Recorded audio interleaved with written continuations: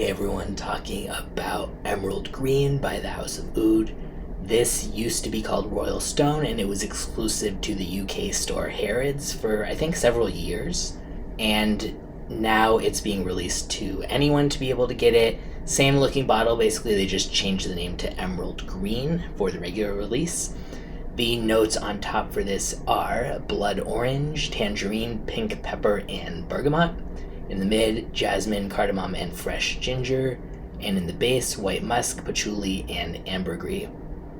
So right away it opens with this really nice, juicy fruit accord with a little bit of spice too. It's almost like drinking a cocktail on the beach in that, it's got the sweet, juicy part, but there's also something with a kick in it that makes it like a more interesting drink or whatnot. The jasmine just adds a nice sweetness. It doesn't at all smell floral. And it's interesting because I didn't think this originally, but when I saw it in the reviews, I could totally see how this made sense. People talking about it's comparable to Aventus, by Creed, of course. It is definitely not a dupe or a clone by any means.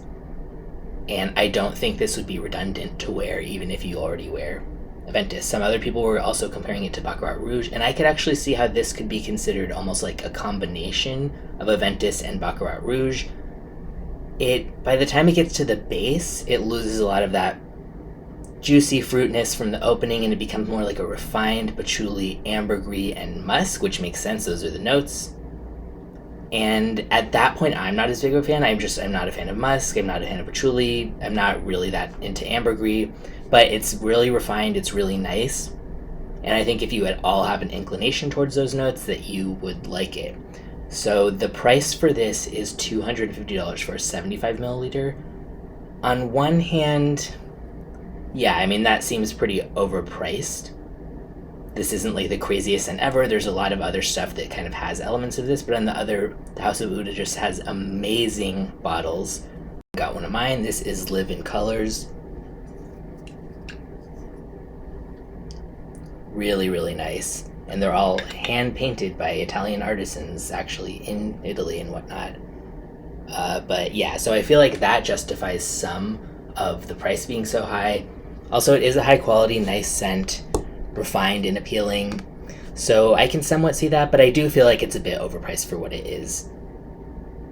I would recommend trying a sample though if you like the idea of something that's like Aventus meets Baccarat Rouge. I will put a link in the description where you can get a sample or a bottle.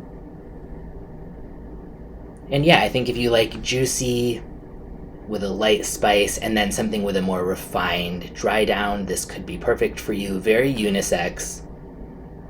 Easily could be worn by anyone. I think it would be a nice scent for a hot day, especially if you know that you're going to be out and it's hot and then you're going to be home, maybe a couple hours from now or something. Then you'll get that more not as hot weathery dry down, or vice versa. You want something a little fun at home and you're going out later and you want something a bit more refined, spray it at home first and then that'll work as well. But if you've tried it, let me know what you think. I really just can't get over how bright and juicy that opening is. So nice.